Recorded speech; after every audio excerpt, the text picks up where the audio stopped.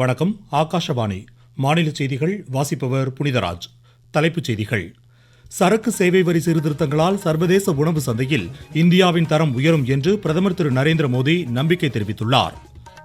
மின்னணு தொழில்நுட்பம் நாட்டின் இன்றியமையா சக்தியாக உருவெடுத்துள்ளது என்று மத்திய தகவல் தொழில்நுட்பத்துறை அமைச்சர் திரு அஸ்வினி வைஷ்ணவ் கூறியுள்ளார்.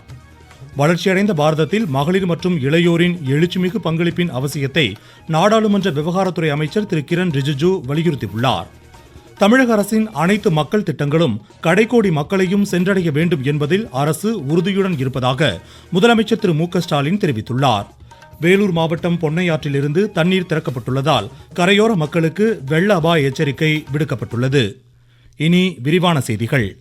சரக்கு சேவை வரி சீர்திருத்தங்கள் சிறு குறு நடுத்தர தொழில் நிறுவனங்களை ஊக்குவித்து சர்வதேச உணவு சந்தையில் இந்தியாவின் தரத்தை முன்னெடுத்துச் செல்லும் என்று பிரதமர் திரு நரேந்திர மோடி நம்பிக்கை தெரிவித்துள்ளார். உணவு பதப்படுத்துதல் துறையில் இலகுவான வர்த்தகத்திற்கு சரக்கு சேவை வரி சீர்திருத்தங்கள் வழிகோலி இருப்பதாக மத்திய அமைச்சர் திரு சிராக் பாஸ்வானின் கட்டுரையை சமூக வலைதளத்தில் பகிர்ந்துள்ள பிரதமர், வரி குறைப்பால் மளிகை பொருட்கள் குறைந்த விலையில் மக்களுக்கு கிடைக்கும் என்று தெரிவித்துள்ளார். இரண்டாம் கட்ட ஊட்டச்சத்து இயக்கம் மற்றும் ஒருங்கிணைந்த அங்கன்வாடி இயக்கத்தால் குழந்தைகள், வளர் இளம் பெண்கள், கர்ப்பிணி பெண்களுக்கான ஊட்டச்சத்து உறுதி செய்யப்படுவதாக பிரதமர் கூறியுள்ளார். இது தொடர்பான மகளிர் மற்றும் குழந்தைகள் மேம்பாட்டுத்துறை அமைச்சர் திருமதி அன்பூர்ணா தேவியின் கட்டுரையை பகிர்ந்துள்ள பிரதமர், இந்த ஊட்டச்சத்து இயக்கம் கோடிக்கணக்கான குழந்தைகளின் எதிர்காலத்தை வடிவமைப்பதாக குறிப்பிட்டுள்ளார். சேவை நல்லாட்சி என்ற தாரக மந்திரத்துடன் பிரதமர் திரு நரேந்திர மோடி தலைமையிலான மத்திய அரசு ஆக்கப்பூர்வமான மாற்றங்களுக்கு அயராது செயலாற்றி வரும் நிலையில் பழங்குடியின சமூகத்திற்கு ஆளுமை வழங்கி வாழ்க்கை தரத்தை மேம்படுத்தும் அரசின் நடவடிக்கைகள் குறித்த சிறப்பு தொகுப்பு இன்று இடம்பெறுகிறது.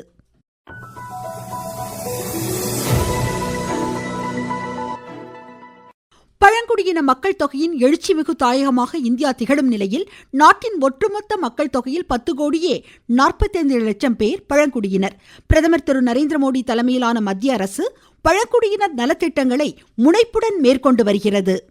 मेरे आदिवासी भाई बहनों के लिए करीब 1.5 लाख पक्के घरों के स्वीकृति पत्र है.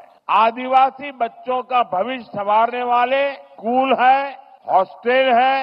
आदिवासी परिवारों का अपने नए घर में देव दीपावली के दिन गृह प्रवेश भी हो रहा है. கடந்த 11 ஆண்டுகளில் பழங்குடியினர் நல மேம்பாட்டிற்கான நிதி ஒதுக்கீடு 3 மடங்காக அதிகரிக்கப்பட்டு 13,000 கோடி ரூபாய் அளவிற்கான நிதி சென்ற பட்ஜெட்டில் ஒதுக்கப்பட்டிருந்தது.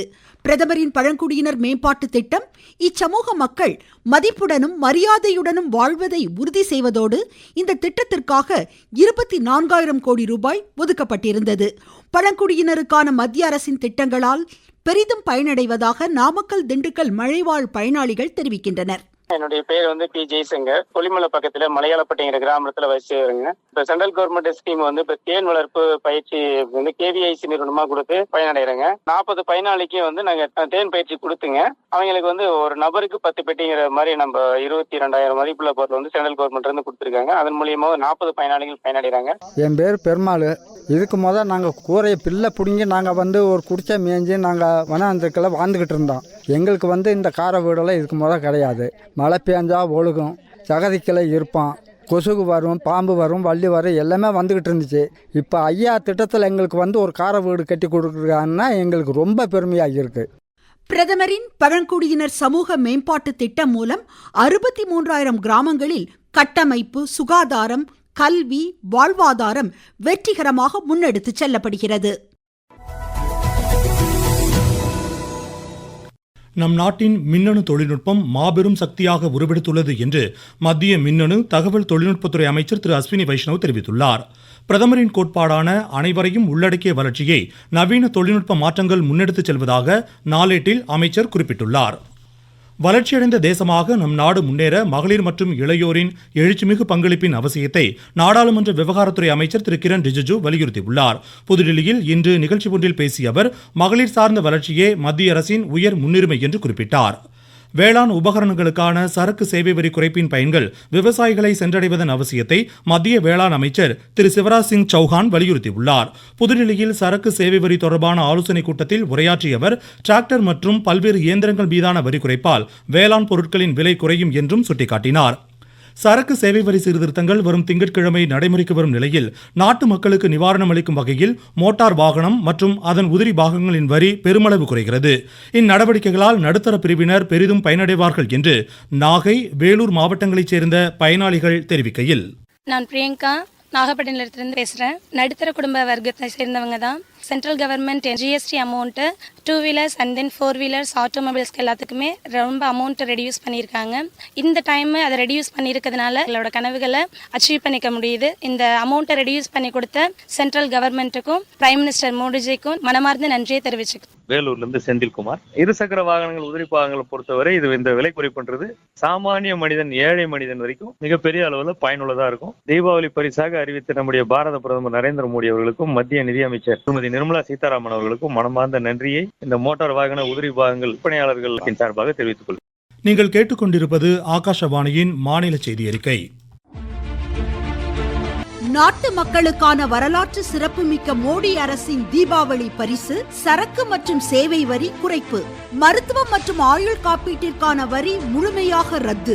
36 உயிர்காக்கும் மருந்துகள், அடுத்த தலைமுறைக்கான சீர்திருத்த நடவடிக்கைகளில் மாணாக்கர் பயன்படுத்தும் கல்வி உபகரணங்கள் மீதான வரி ரத்து. வீட்டு உபயோக மின்னணு பொருட்களுக்கு வரி குறைப்பு. பால் பொருட்கள் மீதான வரி 12% 5% குறைப்பு. வேளாண் இயந்திரங்களுக்கான வரியும் 5% குறைப்பு. வளர்ச்சியடைந்த இந்தியாவிற்கான பயணத்தில் நரேந்திர மோடி அரசு தொடரும் சீர்திருத்த நடவடிக்கைகள். தமிழக அரசின் அனைத்து மக்கள் திட்டங்களும் கடைக்கோடி மக்களையும் சென்றடைய வேண்டும் என்பதில் அரசு உறுதியுடன் இருப்பதாக முதலமைச்சர் திரு மு.க. ஸ்டாலின் தெரிவித்துள்ளார்.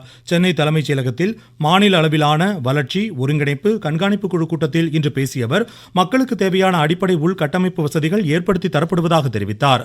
தேர்தல் நடைபெறுவதை காரணமாக கொண்டு செமஸ்டர் தேர்வுகள் முன்கூட்டியே நடத்தப்படாது என்று மாநில உயர்கல்வித்துறை அமைச்சர் திரு கோபி செழியன் தெரிவித்துள்ளார். தஞ்சாவூரில் இன்று செய்தியாளர்களிடம் பேசிய அவர் தேர்தல் நடத்துவதற்கான விதிமுறைகளை தேர்தல் ஆணையம் பரிசீலிக்கும் என்றார். சிவகங்கை மாவட்டத்தில் தமிழ்நாடு சட்டமன்ற மதிப்பீட்டு குழுவினர் பல்வேறு வளர்ச்சி திட்டங்களை இன்று ஆய்வு மேற்கொண்டு வருகின்றனர். மாவட்ட ஆட்சித்தலைவர் அலுவலகத்தில் இன்று மாலை அனைத்து துறை அலுவலர்களுடன் இக்குழுவினர் பங்கேற்கும் ஆய்வுக் கூட்டமும் நடைபெற உள்ளது.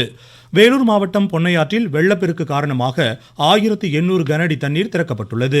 இதன் காரணமாக காட்பாடி வட்டத்தில் உள்ள பொன்னை, மாதாண்டகுப்பம், எருக்கம்பட்டு, வள்ளிமலை, மேல்பாடி, கீழ்ப்பாதநல்லூர், தேன்பள்ளி, குகையநல்லூர், திருவலம் பகுதிகளைச் சேர்ந்த கரையோர மக்களுக்கு வெள்ள அபாய எச்சரிக்கை விடுக்கப்பட்டுள்ளது. தூத்துக்குடி மாவட்டத்தில் 200 வாக்குச்சாவடிகள் அதிகரிக்கப்பட்டுள்ளதாக ஆட்சித்தலைவர் திரு இளம் பகவத் தெரிவித்துள்ளார். வரைவு வாக்காளர் பட்டியலை அங்கீகரிக்கப்பட்ட அரசியல் கட்சி பிரதிநிதிகள் முன்னிலையில் இன்று வெளியிட்டு பேசிய அவர் மாவட்டத்தில் மொத்தம் 14,49,425 வாக்காளர்கள் உள்ளதாக கூறினார். நாகை மாவட்டத்தில் நவீன தொழில்நுட்ப கருவிகளை கண்டுபிடிக்கும் விவசாயிகளுக்கு விருது வழங்கப்பட உள்ளதாக ஆட்சித்தலைவர் திரு ஆகாஷ் தெரிவித்துள்ளார். பெரம்பலூர் மாவட்டத்தில் தனியார் துறை வேலைவாய்ப்பு முகாம் நாளை நடைபெறுகிறது. தஞ்சாவூர் சரஸ்வதி மகால் நூலகத்தில் மாமன்னன் 2ஆம் சரபோஜியின் பிறந்தநாளையொட்டி வரும் 24ஆம் தேதி முதல் தள்ளுபடி விலையில் புத்தகங்கள் விற்பனை செய்யப்படும் என்று மாவட்ட ஆட்சித்தலைவர் திருமதி பிரியங்கா பங்கஜம் தெரிவித்துள்ளார்.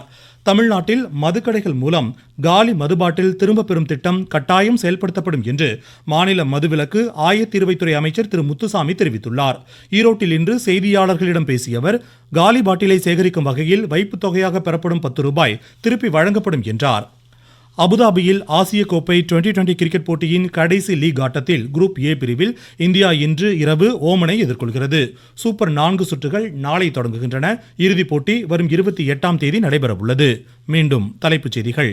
சரக்கு சேவை வரி சீர்திருத்தங்களால் சர்வதேச உணவு சந்தையில் இந்தியாவின் தரம் உயரும் என்று பிரதமர் திரு நரேந்திர மோடி நம்பிக்கை தெரிவித்துள்ளார். மின்னணு தொழில்நுட்பம் நாட்டின் இன்றியமையா சக்தியாக உருவெடுத்துள்ளது என்று மத்திய தகவல் தொழில்நுட்பத்துறை அமைச்சர் திரு அஸ்வினி வைஷ்ணவ் கூறியுள்ளார். வளர்ச்சியடைந்த பாரதத்தில் மகளிர் மற்றும் இளையோரின் எழுச்சிமிகு பங்களிப்பின் அவசியத்தை நாடாளுமன்ற விவகாரத்துறை அமைச்சர் திரு கிரண் ரிஜிஜு வலியுறுத்தியுள்ளார். தமிழக அரசின் அனைத்து மக்கள் திட்டங்களும் கடைக்கோடி மக்களையும் சென்றடைய வேண்டும் என்பதில் அரசு உறுதியுடன் இருப்பதாக முதலமைச்சர் திரு மு.க. ஸ்டாலின் தெரிவித்துள்ளார். வேலூர் மாவட்டம் பொன்னையாற்றிலிருந்து தண்ணீர் திறக்கப்பட்டுள்ளதால் கரையோர மக்களுக்கு வெள்ள அபாய எச்சரிக்கை விடுக்கப்பட்டுள்ளது. இத்துடன் இந்த செய்தி அறிக்கை முடிவடைந்தது.